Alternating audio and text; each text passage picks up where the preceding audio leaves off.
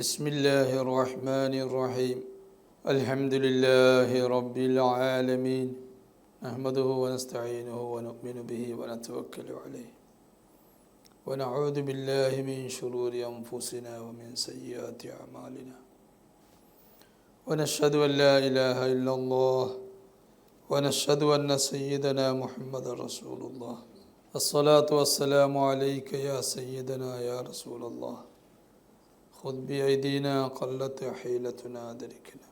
ബഹുമാന്യരായ മുഹിബ്ബീങ്ങളെ, നാം ഉമ്മത്ത് മുഹമ്മദിയ്യത്തിൻ്റെ മഹത്വങ്ങളാണ് പറഞ്ഞു വരുന്നത്. കഴിഞ്ഞ 2 ക്ലാസ്സുകളിലായി മുഹമ്മദീയൻ സമുദായത്തിൻ്റെ മഹത്തായ പ്രത്യേകതകൾ നാം വിവരിച്ചു. അതിൻ്റെ ബാക്കിയാണെന്ന് പറയാനുള്ളത്. വ അന്ന ലഹുമുസ് സ്വലവാത്തിൽ ഖംസ വ ലൈലത്തൽ ഖദ്രി വ സിയാമ റമളാൻ വ തസ്യീനൽ ജന്നത്തി ലഹു വ തസ്ഫീദ ശൈത്വാൻ. ഈ ഉമ്മത്തിൻ്റെ മറ്റ് ഒരു പ്രത്യേകതയാണ് വ അന്ന ലഹുമുസ് സ്വലവാത്തിൽ ഖംസ്. ഈ ഉമ്മത്തിന് മാത്രമാണ് 5 നിസ്കാരങ്ങൾ അല്ലാഹു തആല നൽകിയത്.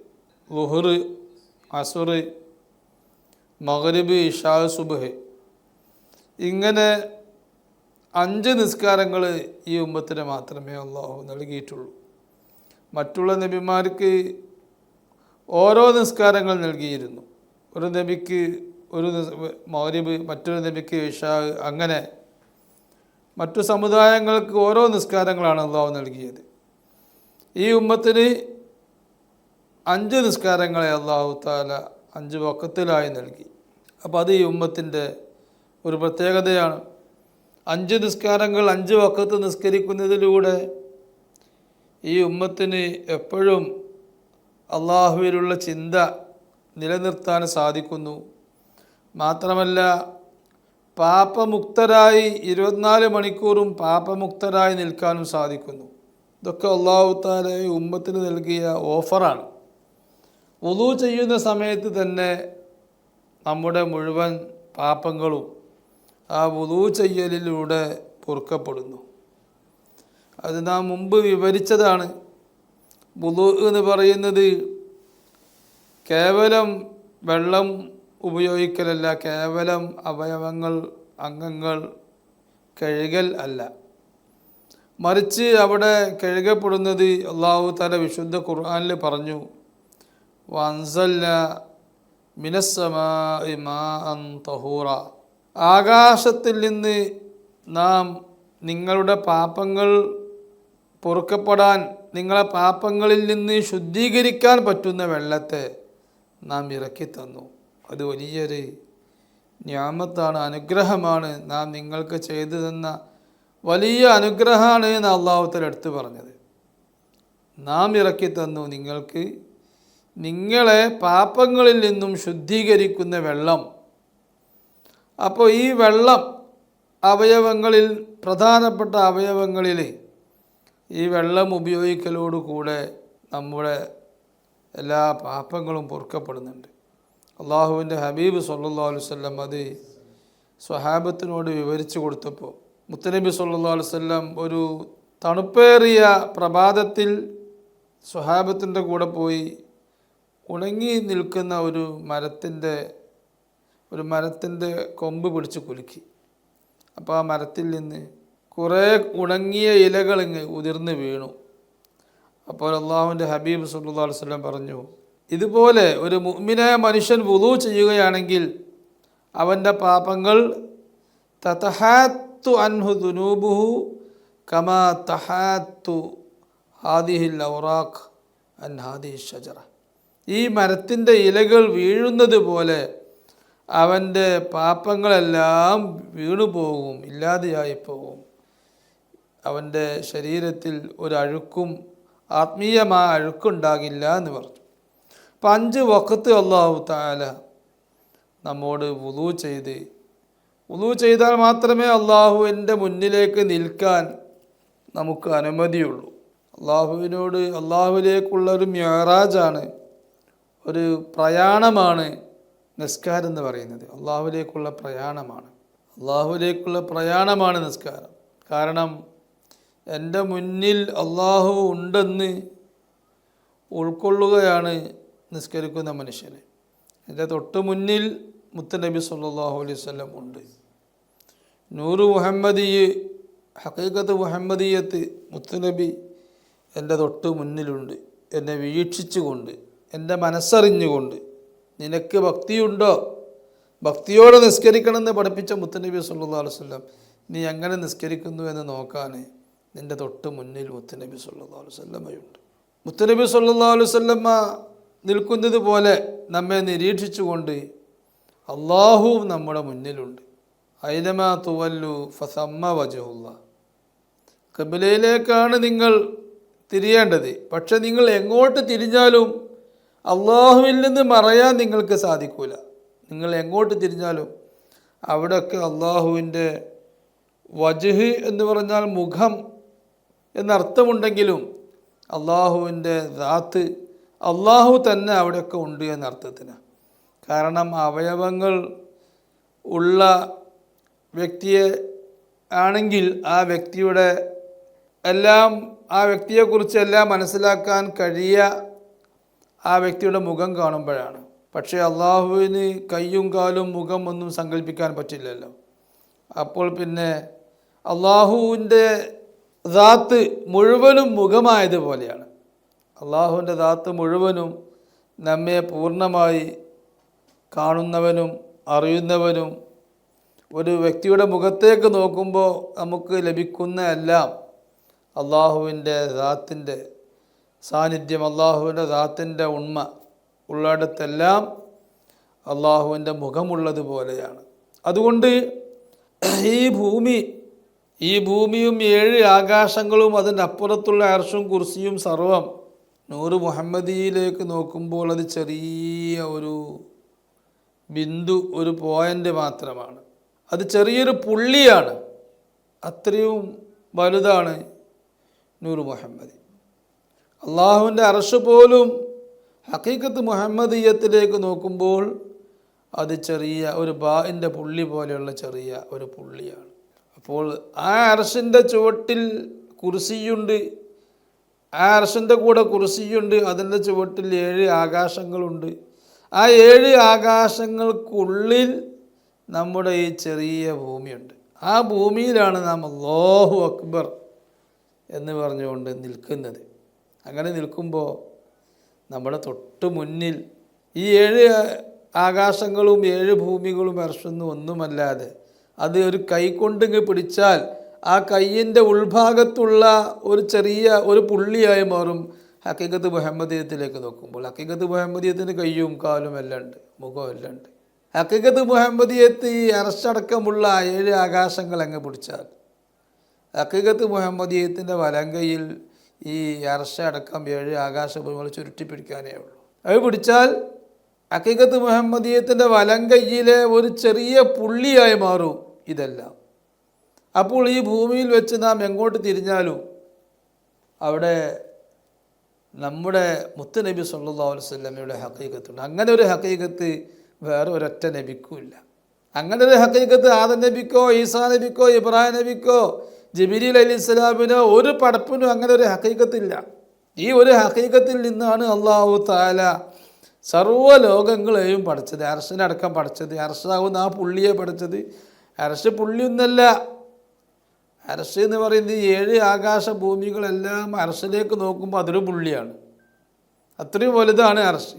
ആ അർശ് മുത്തുനബി സല്ലല്ലാഹു അലൈഹി വസല്ലമയിൽ നിന്നാണ് അല്ലാഹു തആല, ഹഖീഖത്ത് മുഹമ്മദിയത്തിൽ നിന്നാണ് അല്ലാഹു തആല പഠിച്ചത്. അപ്പോൾ നാം ഏതൊരു നബിയുടെ ഉമ്മത്താണ് നാം? ഹഖീഖത്ത് മുഹമ്മദിയത്താവുന്ന നബിയുടെ, ഹഖീഖത്ത് മുഹമ്മദിയത്താവുന്ന റസൂൽ സല്ലല്ലാഹു അലൈഹി വസല്ലമയുടെ ഉമ്മത്താണ് നാം.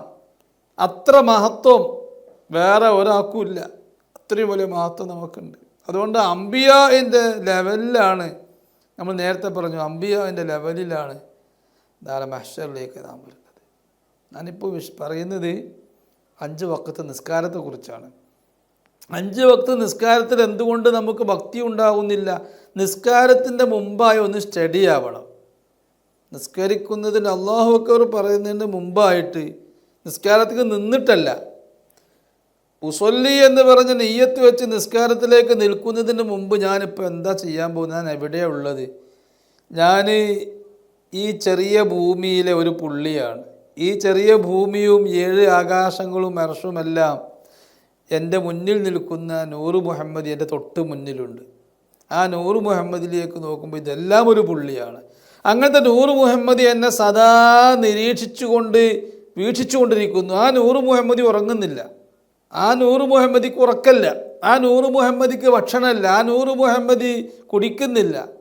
ആ നൂറ് മുഹമ്മദി അള്ളാഹു സുബ്ഹാനഹു വ തആലയുടെ സിറാണ്. അള്ളാഹുവിൻ്റെ ദിക്റ്, അള്ളാഹുവിനോടുള്ള സംഭാഷണം, അള്ളാഹുമായുള്ള ടച്ചല്ലാതെ വേറൊന്നും ആ നൂറ് മുഹമ്മദി ചെയ്യുന്നില്ല. ആ നൂറ് മുഹമ്മദി എൻ്റെ മുന്നിലുണ്ട്. അതാണ് ആ നൂറ് മുഹമ്മദി നമ്മുടെ മുന്നിലുണ്ടായതുകൊണ്ടാണ് നമ്മോട് പറഞ്ഞത് അത്തഹിയാത്തിൽ അസ്സലാമു അലൈക അയ്യുഹൻ നബിയു വറഹ്മത്തുള്ളാഹി വബറകാതുഹു. തൊട്ട് മുന്നിലുള്ള നബി തങ്ങളോട് സലാം പറഞ്ഞിട്ടാണ് അസ്സലാമു അലൈനാ വഅലാ ഇബാദില്ലാഹി സ്വാലിഹീൻ. പിന്നെ ദുആ അല്ലാഹു മഗ്ഫിർലി അല്ലാഹുമ്മ സ്വല്ലി അലാ സയ്യിദിനാ മുഹമ്മദ് സ്വലാത്ത് ചൊല്ലിയിട്ട് പിന്നെ ദുആ ചെയ്യണത് അള്ളാഹുവിനോടാണ് ദുആ ചെയ്യണത്. ആ ദുആ നടത്തുന്നതിൻ്റെ മുമ്പായിട്ട് അള്ളാഹുവിലേക്കുള്ള നമ്മുടെ വസീലയാണ് മുത്തുനബി സ്വല്ലല്ലാഹു അലൈഹി വസല്ലം. ആ വസീലയെ പിടിക്കുകയാണ്. നബിയെ അസ്സലാമു അലൈക അയ്യുഹൻ നബി വറഹ്മത്തുള്ളാഹി വബറകാതുഹു. സലാം ഒന്ന് മടക്കി തരണേ. ഇതിന് അള്ളാഹുവിലേക്ക് ഞാൻ സലീമായിക്കൊണ്ട് രക്ഷയുള്ളവനായി അള്ളാഹുവിൻ്റെ രക്ഷയും റഹ്മത്തും ബറക്കത്തും ലഭിച്ചിട്ട് എനിക്ക് അള്ളാഹുവിനോട് പറയണം. എന്ത്? അല്ലാഹുമ്മ ഗ്ഫിർലി മാ ഖദ്ദംതു വമാ അഖർതു വമാ അസ്റർതു. അതാണല്ലോ നമ്മൾ നിസ്കാരത്തിൽ പറയുന്നത്. പടച്ചോനെ എൻ്റെ എല്ലാ പാപങ്ങളും പൊറുക്കണേ. ഏതെല്ലാം ഇനങ്ങളിലെ പാപമുണ്ടോ എല്ലാ പാപങ്ങളും അവിടെ പറയുന്നുണ്ട്. ആ അല്ലാഹുമ്മ ഗ്ഫിർലി മാ ഖദ്ദംതു വമാ അഖർതു, നേരത്തെ ചെയ്തു പോയതും വമാ അഖർതു, ഞാൻ അടുത്ത കാലത്ത് ചെയ്തതും, വമാ അഅലൻതു വമാ അസ്റർതു, ഞാൻ രഹസ്യമായി ചെയ്തതും ഞാൻ പരസ്യമായി ചെയ്തതും, വമാ അൻത അഅലമു ബിഹി മിന്നി.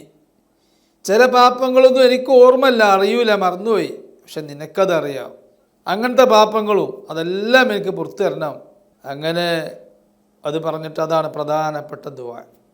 പഠിച്ചോനെ എല്ലാ വിധത്തിലുള്ള പാപങ്ങൾ എനിക്ക് പുറത്തുണ്ടാകും. ചിലത് നമ്മുടെ ദുസ്വഭാവം കൊണ്ട് അത് വലിയ പാപമായിരിക്കും അള്ളാഹുവിൻ്റെ അടുത്ത്. പക്ഷെ അത് വലിയ പാപമായിട്ട് ദോഷമായിട്ട് നാം ഉൾക്കൊണ്ടിട്ടുണ്ടാവില്ല. അതാ അന്ത അഅലമു ബിഹി മിന്നി. നമ്മളെ ദുസ്വഭാവം, മനസ്സിൻ്റെ ദുസ്വഭാവം, അതിൽ ദുരഭിമാനം വരാം, അതിൽ ഈഗോ വരാം, അസൂയ വരാം, ദിയാ വരാം. അങ്ങനെ പല അള്ളാഹു തആല വെറുക്കുന്ന, ഔലിയാ വെറുക്കുന്ന പല സ്വഭാവം നമ്മുടെ മനസ്സിൽ വരാം. അത് വന്നത് പോലും വന്നതനുസരിച്ച് നാം പലതും വിചാരിച്ചിട്ടുണ്ടാവാം, പലതും പറഞ്ഞിട്ടുണ്ടാവാം, പലതും ചെയ്തിട്ടുണ്ടാവാം. ഒരു പക്ഷേ അതൊരു തെറ്റായി നാം ഉൾക്കൊണ്ടിട്ടുണ്ടാവില്ല. അതുകൊണ്ട് അള്ളാഹുവിനോട് പറയുന്നു, റബ്ബേ അങ്ങനെയുള്ള പാപങ്ങളും നീ എനിക്ക് പുറത്ത് തരണേ. പാപങ്ങൾ അള്ളാഹു തആല പുറത്ത് തന്നാൽ പിന്നീട് അള്ളാഹുവിനോടൊന്നും പറയണ്ട, അള്ളാഹുവിനോടൊന്നും ചോദിക്കേണ്ടിയേ ഇല്ല. പിന്നെ ഓട്ടോമാറ്റിക്കലി ആയി അള്ളാഹുവിൻ്റെ റഹ്മത്തും നിഅമത്തും അള്ളാഹു നമുക്ക് തരാൻ ഉള്ള എല്ലാ ഔദാര്യങ്ങളുടെ കവാടങ്ങളും അത് താനേ തുറക്കപ്പെടും. പാപങ്ങളാണ് തടസ്സമാവുന്നത്.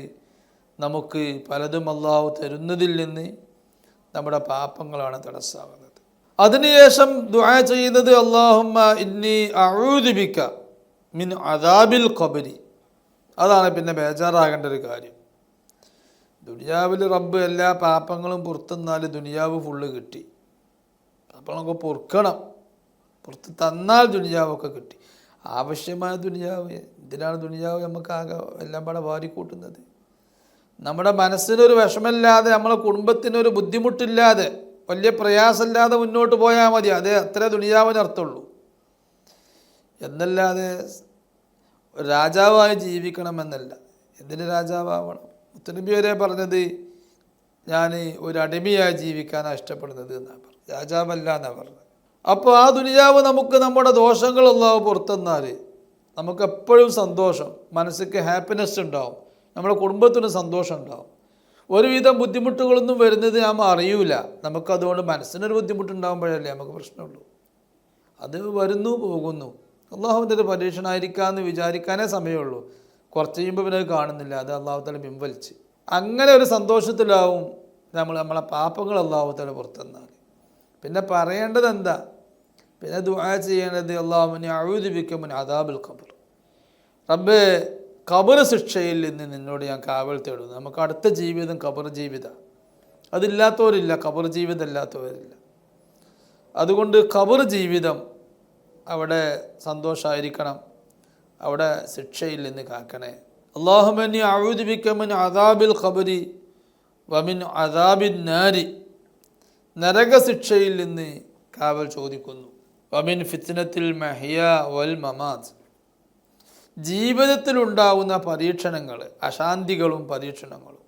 വൽ മമാതി, മരണസമയത്തുണ്ടാകുന്ന പരീക്ഷണങ്ങളും അശാന്തികളും, അതിൽ നിന്നും കാവൽ തേടുന്നു. മരണസമയത്ത് വലിയ പരീക്ഷണം ഉണ്ടാവും. മുത്തുനബി പറഞ്ഞില്ല, ഏറ്റവും വലിയ പരീക്ഷണം ദജ്ജാലാണ് എന്ന് പറഞ്ഞല്ലോ. ആ ഒറിജിനൽ ദജ്ജാലുണ്ട്. ആ ഒറിജിനൽ ദജ്ജാൽ തന്നെ ഒരു പക്ഷേ നമ്മളൊക്കെ കാണേണ്ടി വരും.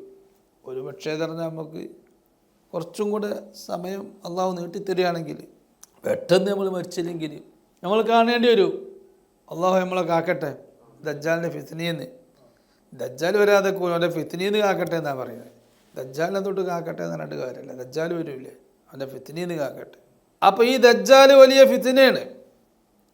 എന്നാൽ നേരത്തെ മരിച്ചു പോകുന്ന ആൾക്കാർ ദജ്ജാലെന്ന് അവർ കഴിച്ചില്ലായി എന്ന് പറയാൻ പറ്റുമോ? ഇല്ല. ദജ്ജാൽ എല്ലാവർക്കും ഉണ്ട്. ഖിയാമത്ത് നാൾ എല്ലാവർക്കും ഉണ്ട്. ഖിയാമത്ത് നാളില്ലാതെ ആരും മരിക്കുകയില്ല. ഓരോരുത്തരും മരിക്കുമ്പോൾ നേരത്തെ മരിച്ചു പോകുന്നവർക്ക് അവരുടെ ഖിയാമത്ത് നാൾ അപ്പം സംഭവിക്കുന്നുണ്ട്.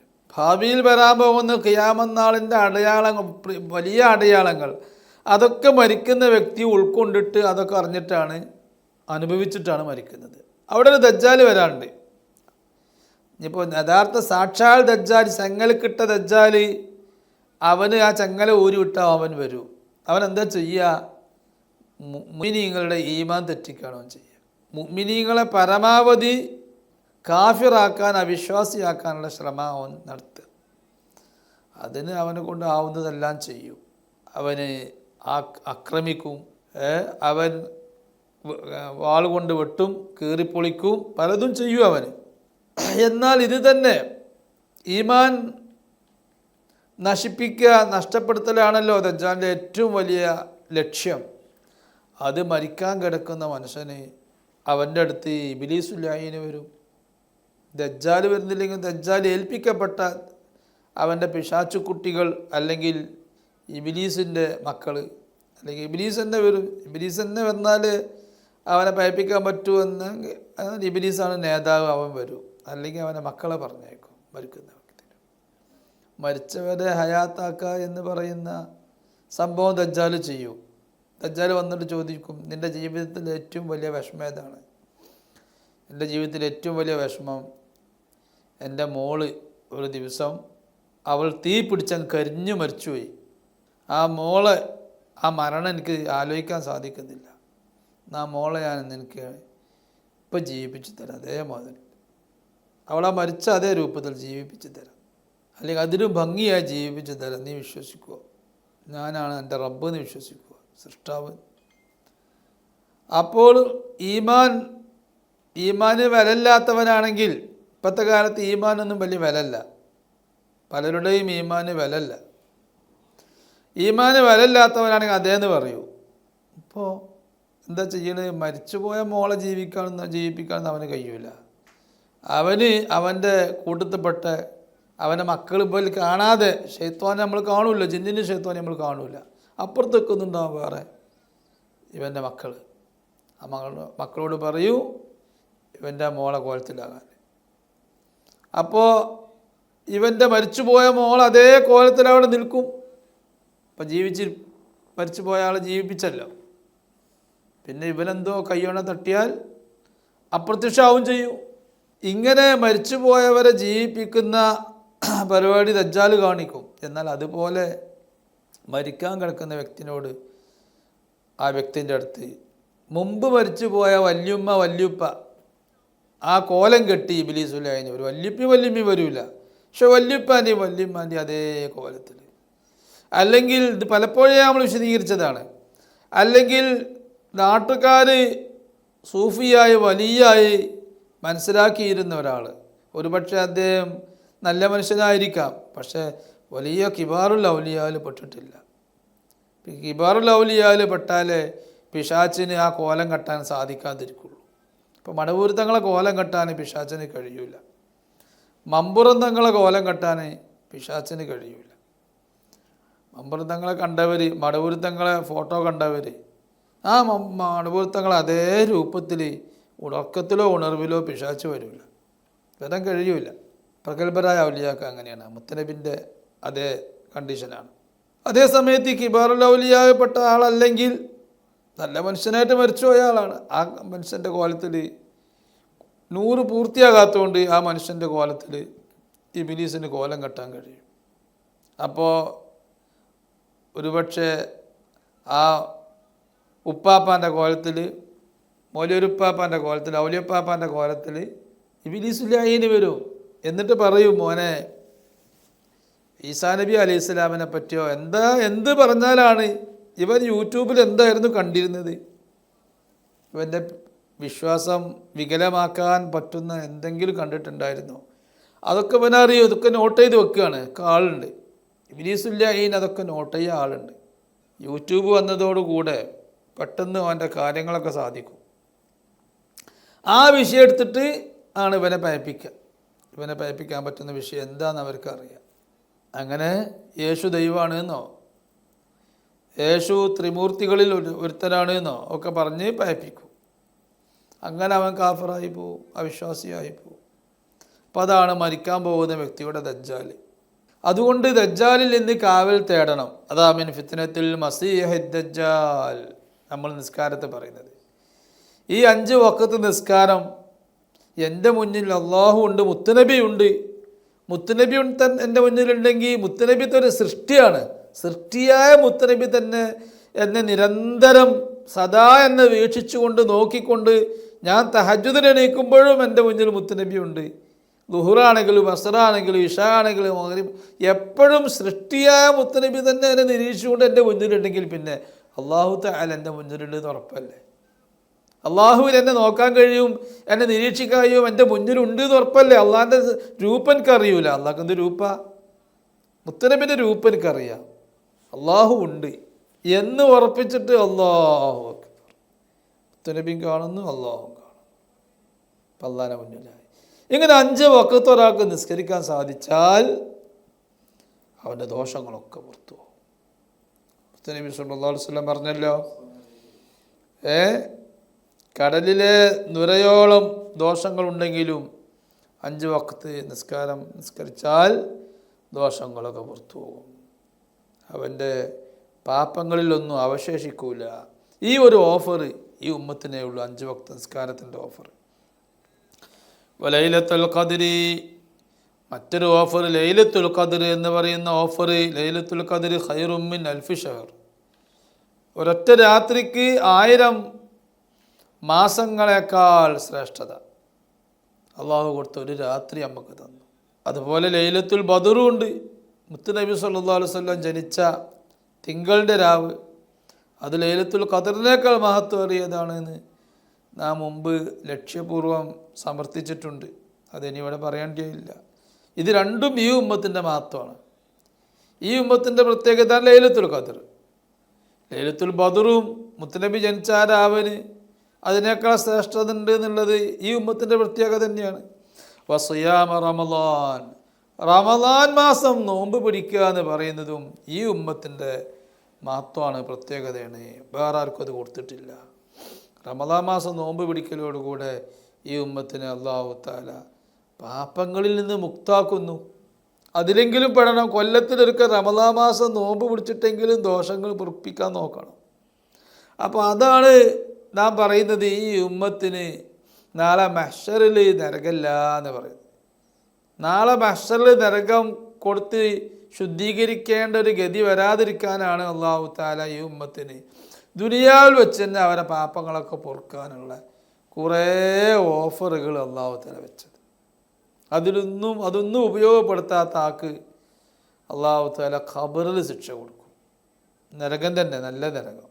അബൂ ത്വാലിബ് ഖബറിൽ അല്ലാഹു തആല നല്ല ശിക്ഷ കൊടുത്തു.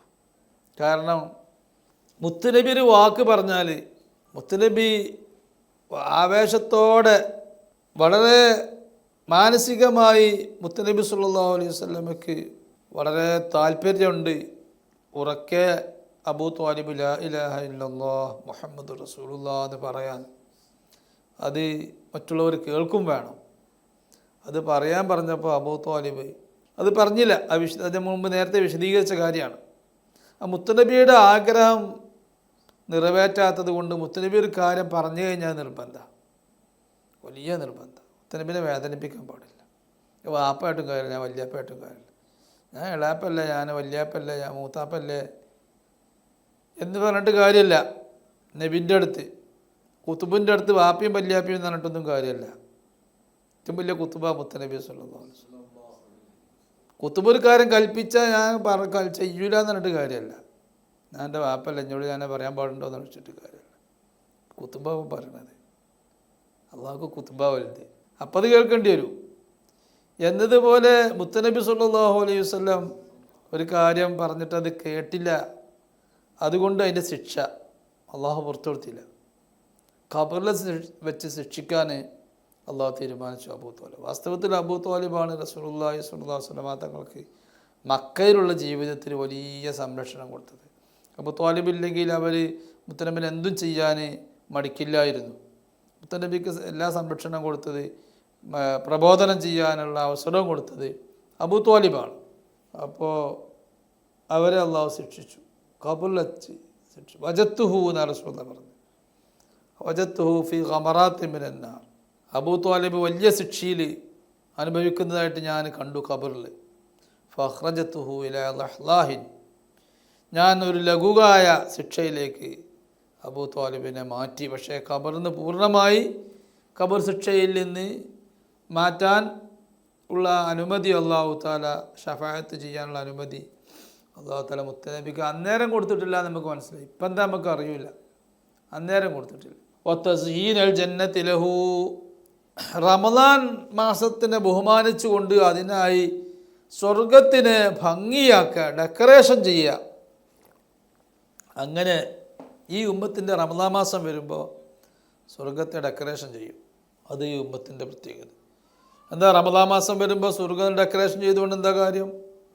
സ്വർഗത്തേക്ക് റമദാൻ മാസം ആരും പോകുന്നുണ്ടോ? സ്വർഗത്തേക്ക് റമദാൻ മാസം പോകുന്നവരുണ്ട്. റമദാൻ മാസം മരിക്കുന്നവർ റമദാൻ മാസം സ്വർഗത്തേക്ക് പോകുമല്ലോ. മരിക്കാത്തവർക്ക് എന്താ ഈ സ്വർഗം ഡെക്കറേഷൻ ചെയ്തിട്ട് റമദാൻ മാസത്തിൽ സ്വർഗം ഡെക്കറേഷൻ ചെയ്തിട്ട് എന്താ കാര്യം? സ്വർഗം ഡെക്കറേഷൻ ചെയ്യുമ്പോൾ സ്വർഗത്തിൽ മലക്കുകളൊക്കെ ഉണ്ടല്ലോ. സ്വർഗം ഡെക്കറേഷൻ ചെയ്ത് നിർത്തുന്നത് മലക്കുകൾ കാണും. സ്വർഗത്തിൻ്റെ പുറത്തുള്ള ചുറ്റും ഭാഗത്തുള്ളവരും ഉള്ളിലുള്ളവരുമായ മലക്കുകളും സ്വർഗവാസികൾ എന്ന് പറയാം, അത് കാണും. അത് കാണുമ്പോൾ അവർ പരസ്പരം സംസാരിക്കും, പറയും, എന്താണ് ഇന്നിവിടെ ഡെക്കറേഷൻ ഉണ്ടാകാൻ കാരണം? ഇതുവരെ ഇല്ലാത്ത സ്പെഷ്യലായിട്ടൊരു ഡെക്കറേഷൻ കാണാൻ എന്താ കാരണം? അപ്പോൾ അവിടെ മറുപടി വരും, അത് ഭൂമിയിൽ ഉമ്മത്ത് മുഹമ്മദിയത്തിൽ നിന്ന് റമദാൻ മാസമായിട്ടുണ്ട്. അപ്പോൾ റമദാൻ മാസത്തിനോടുള്ള ബഹുമാനത്താലാണ് ഇവിടെ ഡെക്കറേഷൻ ചെയ്യുന്നത്. അപ്പോൾ ആ ഭൂമിയിലുള്ള ഉമ്മത്തിന് വേണ്ടി ഈ മലക്കുകൾ ദുആ ചെയ്യും. ഒരു പ്രത്യേക സംഗതി ഉണ്ടാകുമ്പോൾ ദുആ വേണമല്ലോ, മലക്കുകൾ ദുആ ചെയ്യും, അതിനാണ്. അപ്പോൾ വലിയ സന്തോഷങ്ങളൊക്കെ വരുമ്പോൾ, പ്രത്യേക ദിനങ്ങളൊക്കെ വരുമ്പോൾ ഡെക്കറേഷൻ പറ്റുമെന്ന് മനസ്സിലായി. ഡെക്കറേഷൻ സമ്മേളനത്തിന് മാത്രമല്ല, മീറ്റിങ്ങുകൾക്കും സമ്മേളനത്തിനും സ്വന്തം മോളെ നിക്കാഹിന് മാത്രമല്ല ഡെക്കറേഷൻ. മുത്തനബിൻ്റെ മൗലിദ് നടത്തുകയാണെങ്കിൽ അതിനും, മുത്തനബിൻ്റെ മാസം വരുമ്പോഴന്നും ഒക്കെ ഡെക്കറേഷൻ പറ്റുന്നതിന്ന് മനസ്സിലായി. വതസ്യീനുൽ ജന്നത്തി ലഹു വതസ്ഫീദ് ശൈത്വാൻ, ഷൈത്വാനിനെ ചെങ്ങലക്ക് വെക്കുന്നുണ്ട്, അതും റമദാനും വേണ്ടി.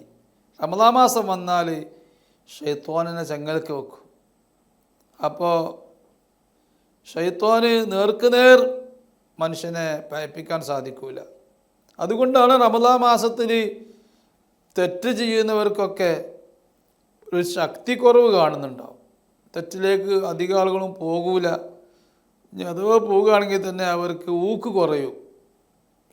തെറ്റ് ചെയ്യാനുള്ള ആ ത്വര കുറഞ്ഞു പോകും. അത് പിശാചിനെ ചെങ്ങൽക്ക് വെച്ചതുകൊണ്ട്. എന്നാൽ പിന്നെ തീരെ തെറ്റ് ചെയ്യാൻ പാടില്ലല്ലോ. റമദാൻ മാസത്തിലും നോമ്പ് ഒഴിവാക്കുന്നവരും റമദാൻ മാസത്തിൽ വരെ കള്ള് കുടിക്കുന്ന ആളുകളുണ്ടല്ലോ, അല്ലെങ്കിൽ വേണ്ടാത്തരങ്ങളൊക്കെ ചെയ്യുന്ന ആളുകൾ റമദാൻ മാസത്തിൽ തന്നെ ചെയ്യുന്നവരുണ്ടല്ലോ എന്നൊരു ചോദ്യം. അതെന്തുകൊണ്ടാണ്? അത് പിശാചിനെ കൊണ്ടല്ല. അത് ഇമാം ഇബ്നു അജീബ റളിയല്ലാഹു തആല അൻഹു പറഞ്ഞു, നഫ്സുക അഷദ്ദു മിൻ 70 ശൈത്വാനൻ. നഫ്സുൽ അമ്മാറ, നിൻ്റെ കൂടെയുള്ള നഫ്സുൽ അമ്മാറ ഉണ്ടല്ലോ, സ്വേച്ഛ, നിൻ്റെ ശരീരം തന്നെ, ആ ശരീരം 70 പിശാചിനേക്കാൾ ഗൗരവമേറിയ ശക്തിയുള്ള മോശമായ കാര്യങ്ങൾ കൽപ്പിക്കുന്ന സാധനമാണ് പിശാച്ച്. പിശാച്ച് ഒരു പക്ഷേ നമ്മളോട് നീ അത് ചെയ്യണ്ടെന്ന് പറഞ്ഞാൽ നമ്മൾ എന്തായാലും തഹജ്ജുദിന് എണീക്കണമെന്ന് വിചാരിച്ചു. തഹജ്ജുദിന് എണീച്ച് അലാറൊക്കെ വെച്ച് അലാറം മുട്ടുന്നുണ്ട്. അപ്പോൾ പിശാച്ച് നമ്മളോട് പറഞ്ഞു എണീക്കണ്ടാണ്, അവിടെ കടന്ന് നല്ല സുഖമുണ്ട് ഉറങ്ങാൻ, അവിടെ കടന്നു. എന്നാൽ പിശാച്ച് മാത്രമാണ് ആ പറയുന്നത് എങ്കിൽ നമുക്ക് എണീക്കാൻ കഴിയും, നമ്മൾ എണീച്ച് തഹജ്ജുദ് നിസ്കരിക്കും. അതേസമയത്ത് നഫ്സുല്ലമ്മാറാണോ ആ വിഷയത്തിൽ ഇടപെട്ടത്? നമ്മളെ മാനസികമായ ഒരു രസമുണ്ടല്ലോ, ഒരു സുഖമുണ്ടല്ലോ, മനസ്സിലിങ്ങനെ എപ്പോഴും ഇങ്ങനെ സുഖിപ്പിച്ച് നടക്കുന്നുണ്ടല്ലേ, നമ്മൾ മനസ്സ് പറഞ്ഞ് ഇങ്ങനെ കേട്ടുകൊണ്ട് സുഖിപ്പിച്ച് നടക്കുക. ആ മനസ്സാണ് പറഞ്ഞത് നീ അവിടെ എണീക്കാൻ കഴിയില്ല. അപ്പം നഫ്സുല്ലമ്മാറ ഒരു കാര്യം കൽപ്പിച്ച് അതങ്ങ് ചെയ്യൂ. കാരണം 70 പിശാചിൻ്റെ ശക്തിയോട് കൂടെയാണ് നഫ്സുല്ലമ്മാറ നമ്മളെ മോശമായ സംഗതി കൽപ്പിക്കുന്നതും നല്ല കാര്യത്തിൽ നിന്ന് പിന്തിരിപ്പിക്കുന്നതും. അധികം നല്ല കാര്യത്തിൽ നിന്ന് പിന്തിരിപ്പിക്കുന്നത് അതിലുള്ള പങ്ക് പിശാചിനല്ല, നഫ്സുല്ലമ്മാറക്ക്. ചീത്ത കാര്യങ്ങളിലേക്ക് കൊണ്ടുപോകുന്നതിലാണ് കൂടുതൽ പിശാചിനുള്ള പങ്ക്.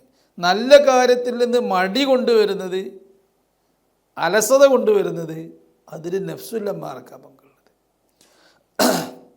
അതുകൊണ്ട് കൂടുതൽ ഭക്ഷണം കഴിച്ചാൽ ഒക്കെ മടി വരും, നഫ്സുല്ലമ്മാറ കൂടുതൽ പ്രവർത്തിക്കും. അപ്പോൾ ഈ നഫ്സുല്ലമ്മാറയുടെ ഇടപെടലാണ് റമദാൻ മാസത്തിൽ തെറ്റുകൾ സംഭവിക്കാനുള്ള കാരണം. അതിന് അത്താഴ സമയത്ത് അല്പം ഭക്ഷണം കഴിച്ച്, നോമ്പ് തുറക്കുമ്പോഴും അല്പം ഭക്ഷണം കഴിച്ച്, പകുതി ഭക്ഷണം അല്ലെങ്കിൽ കാൽ ഭക്ഷണം കഴിച്ച് നോമ്പ് പിടിച്ച് അങ്ങനെ നോമ്പ് തുറക്കുകയാണെങ്കിൽ നഫ്സുല്ലമ്മാറക്ക് ഇടപെടാനുള്ള കഴിവ് കുറഞ്ഞു പോകും. ഇമാം ഗസാലി റളിയല്ലാഹു തആല അൻഹു പറഞ്ഞിട്ടുണ്ട്, ഇഹ്യാ ഉലൂമുദ്ദീനിൽ നഫ്സുല്ലമ്മാറിനെ കീഴ്പ്പെടുത്താനുള്ള വഴി എന്താണ്? അത് ഭക്ഷണവും വെള്ളവും കുറക്കുക. അപ്പോഴേ ആ നഫ്സുല്ലമ്മാറിനെ കീഴ്പ്പെടുത്താനേ കഴിയുള്ളൂ. ഇപ്പോൾ വെള്ളവും ഭക്ഷണം കൊടുക്കുന്നത് കുറക്കണം. റമദാൻ മാസത്തിൽ അത്താഴ സമയത്ത് വയറ് നിറയെ ഭക്ഷണം കഴിച്ച് ഇനി ഒരു പിടി ഭക്ഷണം കഴിച്ചാൽ ഛർദ്ദിച്ചു, അങ്ങനെ ഭക്ഷണം കഴിച്ചാലോ അത്താഴ സമയത്ത് ഒരു കാര്യം ഉണ്ടാവില്ല. അവൻ്റെ നഫ്സുല്ലമ്മാറ പകലിൽ പ്രവർത്തിക്കും, പൂർണ്ണ ഊർജത്തോടെ ആ നഫ്സുല്ലമ്മാറ പ്രവർത്തിക്കും. അതേസമയത്ത് നോമ്പായി നല്ലൊരു നോമ്പ് പിടിച്ചാലാണെങ്കിൽ അവൻ്റെ നഫ്സുല്ലമ്മാറ ക്ഷയിച്ചു പോകും. വസ്തിഗ്ഫാറുൽ മലായികത്തി, മലക്കുകൾ പൊറുക്കലിനെ തേടും, ലഹും ഈ ഉമ്മത്തിന് വേണ്ടി പൊറുക്കലിനെ തേടും. അതും ഈ ഉമ്മത്തിൻ്റെ പ്രത്യേകതയാണ്. ഹത്താ യുഫ്തിറൂ, റമദാൻ മാസത്തിൽ നോമ്പ് തുറക്കുന്നത് വരെ ഞാൻ പറഞ്ഞില്ലേ നേരത്തെ, ഈ ഉമ്മത്തിനായി മലായികത്ത് പൊറുക്കലിനെ തേടും. റമദാൻ അതാ വാനലോകത്ത് അതിൻ്റെ അടയാളമാണ് സ്വർഗ്ഗം ഡെക്കറേഷൻ ചെയ്യൽ. മലായികത്ത് നമുക്ക് വേണ്ടി പൊറുക്കലിനെ തേടും. വഖദിൽ ഹീത്താൻ, സമുദ്രത്തിലുള്ള മത്സ്യങ്ങളും പൊറുക്കലിനെ തേടും. മത്സ്യങ്ങളാണല്ലോ ഈ ഭൂമിയിൽ വെച്ച് ഏറ്റവും കൂടുതൽ ഈ ഭൂമിയിലുള്ള ജീവികൾ ആരാന്ന് വെച്ചാൽ അത് മത്സ്യങ്ങളാണ്. കാരണം ഭൂമിയുടെ 3/4 ഭാഗത്തും വെള്ളമാണ്. അപ്പോൾ മത്സ്യം എന്ന് പറഞ്ഞാൽ കടൽ ജീവി. അപ്പോൾ മത്സ്യങ്ങൾ മനുഷ്യർക്ക് വേണ്ടി പൊറുക്കലിനെ തേടും. വയൗമ അറഫത്തല്ലദീ ബിസൗമിഹി തുകഫറു സനതാൻ, അറഫാ ദിവസവും ഈ ഉമ്മത്തിന് അള്ളാഹു നൽകിയ പ്രത്യേകതയാണ് അറഫാ ദിവസം. ഇത് അറഫാ ദിവസത്തിൻ്റെ പ്രത്യേകത, അല്ലദീ ബിസൗമിഹി തുകഫറു സനതാൻ, ഒരൊറ്റ ദിവസം നോമ്പ് പിടിക്കുന്നത് കൊണ്ട് 2 വർഷത്തെ ദോഷങ്ങളൊക്കെ പുറത്തു പോകും.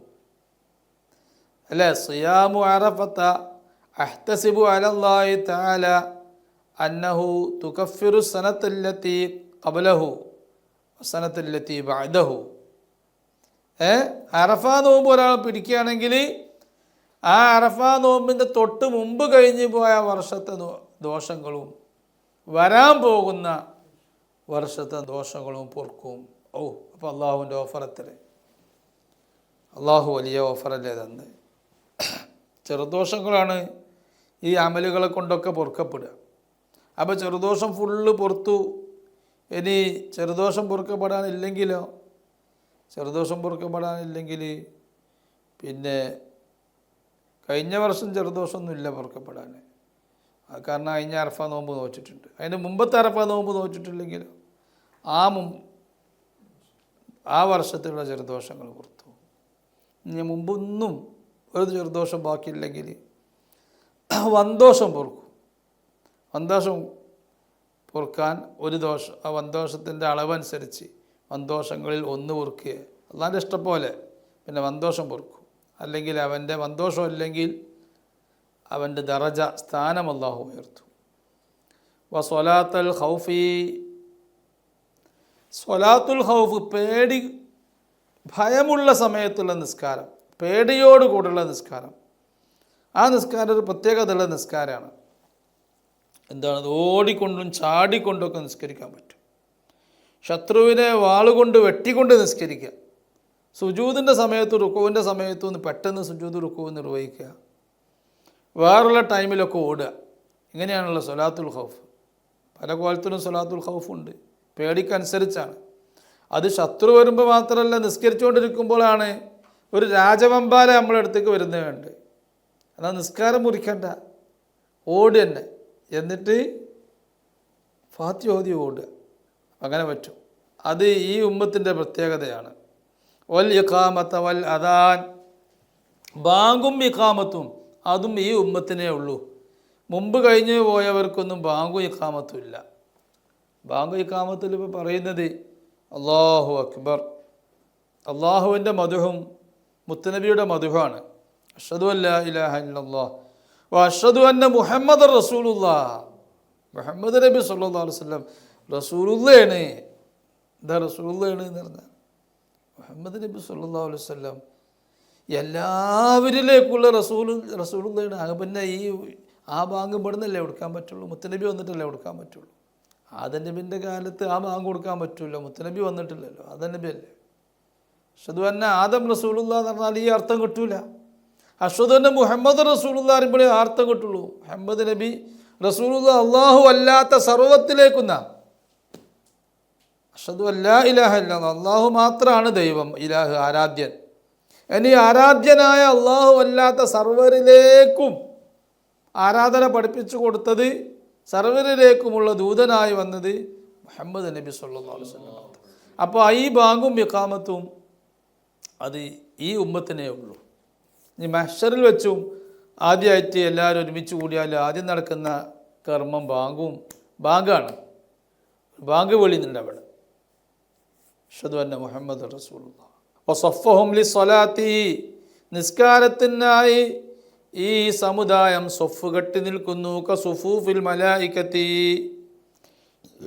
മലക്കുകൾ പല സമയത്തും സൊഫ് കെട്ടി നിൽക്കും. മലക്കുകൾ അർശിന് ചുറ്റും സൊഫ് കെട്ടി നിൽക്കും. ബൈത്തുൽ മഅമൂറിന് ചുറ്റും സൊഫ് കെട്ടി നിൽക്കും മലക്കുകൾ. അത് നല്ല ക്ലിയറായിട്ടുള്ള ലെവലായിട്ടുള്ള സൊഫ്.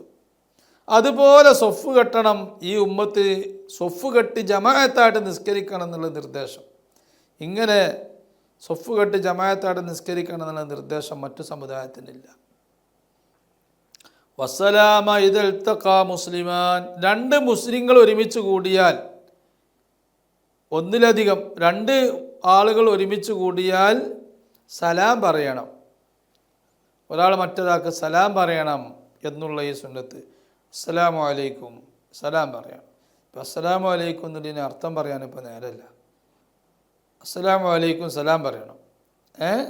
അതിൻ്റെ ചെറിയ അർത്ഥം അല്ലാഹു തആലാൻ്റെ സലാം, രക്ഷ നിനക്കുണ്ടാവട്ടെ എന്നാണ്. വലിയ അർത്ഥം പറയാൻ ഇപ്പോൾ സമയമല്ല.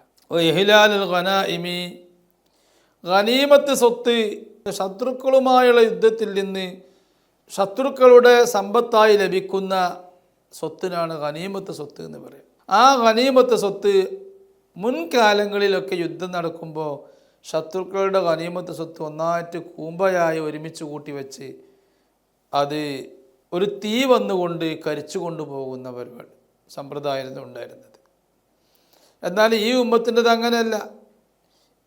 ഈ ഉമ്മത്തിന് അല്ലാഹു തആല ഗനീമത്ത്, ശത്രുക്കളുടെ സമ്പത്ത് അത് നിങ്ങൾക്ക് ഉപയോഗപ്പെടുത്താമെന്ന് അള്ളാഹു അനുവദിച്ചു തന്നു. അത് ഈ ഉമ്മത്തിൻ്റെ പ്രത്യേകതയാണ്. വസ്സലാത്തി ഫീ കുല്ലി അർളിൻ വഇല്ലം യബ്നിഹാ മസ്ജിദൻ ബാൻ. പള്ളിയായി നിർമ്മിച്ചിട്ടില്ലെങ്കിലും ഏത് ഭൂമിയിൽ വെച്ചും സുജൂദ് ചെയ്യാം, നിസ്കരിക്കാം എന്നുള്ള ഓഫർ. മുൻ സമുദായത്തിനൊക്കെ നിസ്കരിക്കാൻ അവർക്ക് ഒരു മണ്ഡപം തന്നെ വേണം, നിസ്കരിക്കാൻ പള്ളി തന്നെ വേണം. നിസ്കരിക്കാനായിട്ട് പ്രത്യേകം തയ്യാർ ചെയ്യപ്പെട്ട സ്ഥലത്ത് വെച്ചേ നിസ്കരിക്കാവും. ചെറിയ ശ്രാമ്യെങ്കിലും വേണം. ഈ ഉമ്മത്തിൻ്റെ അങ്ങനല്ല. ഭൂമി എവിടെ വെച്ചിട്ടും അവിടെ നജസ് ഇല്ല എന്ന് ഉറപ്പാവേണ്ട നിയമമല്ല. അത്രേ ഉള്ളൂ. ഇവിടെ നജസ് ഉണ്ട് എന്ന് ഉറപ്പാകാഞ്ഞാൽ മതി. എവിടെ വെച്ച് നിസ്കരിക്കാം. ഇവിടെ നജസ് ഉണ്ട് എന്ന് നമുക്ക് ഉറപ്പാകാഞ്ഞാൽ മതി. നജസ് ഇല്ല എന്ന് ഉറപ്പാകേണ്ടിയില്ല. ഇപ്പോൾ റോട്ടിൽ വെച്ചൊക്കെ വെച്ചിട്ട് നമ്മളെ കൂടെ വിരിക്കാനൊന്നും ഇല്ലെങ്കിൽ റോട്ടിൽ വെച്ചിട്ട് തന്നെ നിസ്കരിക്കാം. കാരണം അവിടെ അപ്പം നായ മൂത്രിക്ക് അങ്ങനെ എന്തെങ്കിലും നായകൾ മൂത്രിച്ചിട്ടുണ്ടാകാൻ സാധ്യത ഉണ്ടല്ലോ. ആ സാധ്യത കുഴപ്പമില്ല. കാരണം മഴ വർഷിക്കുന്ന റോഡല്ല, മഴ വർഷിച്ചാൽ അതാണ് പോകൂലേ. അപ്പോൾ എവിടെ വെച്ച് നമുക്ക് നിസ്കരിക്കാം. എന്നാലും കൂടുതൽ നജസ് ഉണ്ടാവാൻ ഒരു സാധ്യത ഇല്ലാത്ത സ്ഥലത്ത് വെച്ച് നിസ്കരിക്കാനായിട്ട് നല്ലത്, അനുവദനീയമാണ്. ഈ ഉമ്മത്തിനെ സംബന്ധിച്ചിടത്തോളം എവിടെ വെച്ച് നിസ്കരിക്കാൻ. വൈസ്മത്ത ജുംലത്തിഹിം മിനൽ ളലാല. ഈ ഉമ്മത്ത് മൊത്തം മുസ്ലിം സമുദായത്തിലുള്ള പണ്ഡിതന്മാർ, ഗവേഷണ കഴിവുള്ള പണ്ഡിതന്മാർ ഒരു കാര്യം തീരുമാനിച്ചാൽ പറഞ്ഞാൽ അതിന് പിഴവുണ്ടാവില്ല എന്ന് അള്ളാഹുവിൻ്റെ ഓഫറാണ്. ഒരു പഴച്ച സംഗതിയുടെ മേലിൽ മുസ്ലിം സമുദായത്തിലേക്ക് ഏകോപിക്കാൻ കഴിയൂല. അവർക്ക് പിഴവ് സംഭവിക്കൂല. മൊത്തം മുസ്ലിങ്ങൾക്ക് പിഴവ് സംഭവിക്കൂല. ഒറ്റപ്പെട്ട ആളുകൾക്ക് അല്ലെങ്കിൽ ഒരു വിഭാഗം ആളുകൾക്കൊക്കെ പിഴവ് സംഭവിക്കാം. ജമാഅത്തെ ഇസ്ലാമി അങ്ങനെയൊക്കെ പറഞ്ഞ് കുറേ ഇസ്ലാമികളുണ്ട്. സലഫി ഇസ്ലാമി എന്നൊക്കെ പറഞ്ഞ കുറേ ഇസ്ലാമികളുണ്ട്. അങ്ങനെയുള്ളവർക്കൊക്കെ പിഴവ് സംഭവിച്ചു. പക്ഷേ മൊത്തം മുസ്ലിങ്ങൾ പയച്ചിട്ടുണ്ടോ? അവർക്ക് പയച്ചിട്ടില്ല. വജഅല ഇജ്മാഇഹിം അഖ്വാ ബുർഹാൻ. ഈ ഉമ്മത്തിലുള്ള പണ്ഡിതന്മാരുടെ ഏകോപനമാണ് തെളിവുകളിൽ വെച്ച് ഏറ്റവും ബലമുള്ള, ഏറ്റവും ശക്തിയുള്ള തെളിവ് എന്ന ഈ മുത്തനബി സല്ലല്ലാഹു അലൈഹി വസല്ലമയുടെ അള്ളാഹുവിൻ്റെ തീരുമാനം. ഖുർആനിനേക്കാളും ഹദീസിനേക്കാളും ശക്തിയുള്ള തെളിവ് ഏതാ? ഈ ഉമ്മത്തിലെ പണ്ഡിതന്മാർ ഏകോപിച്ചൊരു കാര്യം പറഞ്ഞിട്ടുണ്ടോ അതിനാണ് കൂടുതൽ ശക്തി. എന്താ കാരണം? അതിൽ ഖുർആനിന് ഒരു കാര്യം പറഞ്ഞിട്ടുണ്ട്, അതിനേക്കാൾ ഇജ്മാഇന്, ഏകോപനത്തിന് ശക്തി കൂടാൻ കാരണം ഹദീസിലോ ഖുർആനിലോ പറഞ്ഞ വിഷയം പല വ്യാഖ്യാനങ്ങൾക്കും സാധ്യത ഉണ്ടാവാം. അതേസമയത്ത് പണ്ഡിത ലോകം അതിനെക്കുറിച്ച് ഒരു മീനിങ് പറഞ്ഞ് അതിൽ തീരുമാനമായിട്ടുണ്ടെങ്കിൽ, ഏകോപിച്ചിട്ടുണ്ടെങ്കിൽ പിന്നെ അതിന് വ്യാഖ്യാനം പറയാൻ കഴിയില്ല. അതുകൊണ്ട് അതിനാണ് കൂടുതൽ ശക്തി. ഇതൊക്കെ ഈ ഉമ്മത്തിൻ്റെ മഹത്വ, ഈ ഉമ്മത്തിൻ്റെ പരിശുദ്ധിയാണ് സൂചിപ്പിക്കുന്നത്. മറ്റുള്ള ഉമ്മത്തിനൊന്നും അങ്ങനെ ഒരു ഏകോപനമല്ല. മറ്റുള്ള കഴിഞ്ഞു പോയ ഉമ്മത്തിനൊന്നും അങ്ങനെ പിഴവിൽ നിന്ന് അള്ളാഹ് കാത്തിട്ടിട്ടില്ല. അതുകൊണ്ടല്ലേ ഒരു വിഭാഗം വേദങ്ങളൊക്കെ കൊടുക്കപ്പെട്ട വിഭാഗം തന്നെ മൊത്തം അവർ പയച്ചു പോയില്ലേ. അവർ പറഞ്ഞില്ലേ, ഒരു കൂട്ടർ പറഞ്ഞു ഈസാ നബിയെ അള്ളാഹുവിൻ്റെ മകനാണ് എന്ന് പറഞ്ഞു. മറ്റൊരു കൂട്ടർ പറഞ്ഞു 3 ദൈവങ്ങളിൽ ഒരാളാണ് എന്ന് പറഞ്ഞു. ഇങ്ങനെ പലതും പറഞ്ഞ് ചുരുക്കത്തിൽ അവരെല്ലാവരും പറഞ്ഞത് ഇസ്ലാം പറഞ്ഞതിനെതിരാണ് അവർ പറഞ്ഞത്. അതൊരു മതമാണോ എന്ന് അവർ മതമാണെന്ന് പറയുന്നു. ഇസ്ലാം പറഞ്ഞ മതത്തിനെതിരാണ് അവർ പറഞ്ഞത്. ഇന്നദ്ദീനോ ഇൻദല്ലാഹിൽ ഇസ്ലാം. അള്ളാഹുവിൻ്റെ അടുക്കൽ സ്വീകാര്യമായ മതം അത് ഇസ്ലാമാണ്. മുസ്ലിമാക തന്നെ വേണം. ഇത് സ്നേഹം പോരാ, മുസ്ലിമാക തന്നെ വേണം. ഒരുത്തന് ഖുർആൻ നോക്കിയിട്ട് അവർ മനസ്സിലായത് ഖുർആൻ പറയുന്നത് ഈസാ നബിൻ്റെ മതം സ്വീകരിക്കണം എന്നാണ്.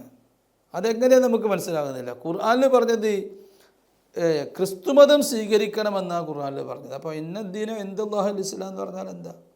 എത്ര സൂക്തങ്ങളിൽ അള്ളാഹു വ്യക്തമാക്കി പറഞ്ഞത്, വേദങ്ങൾ നൽകപ്പെട്ട തൗറാത്തും ഓൾഡ് ടെസ്റ്റ്മെൻറ്റും ന്യൂ ടെസ്റ്റ്മെൻറ്റും ഒക്കെ നൽകപ്പെട്ട പുരോഹിതന്മാരെ നിങ്ങൾ ചിന്തിക്കുന്നില്ലേ മുഹമ്മദ് നബി സല്ലല്ലാഹു അലൈഹി വസല്ലം ഒരു പുതിയ മതമായി വന്നത്?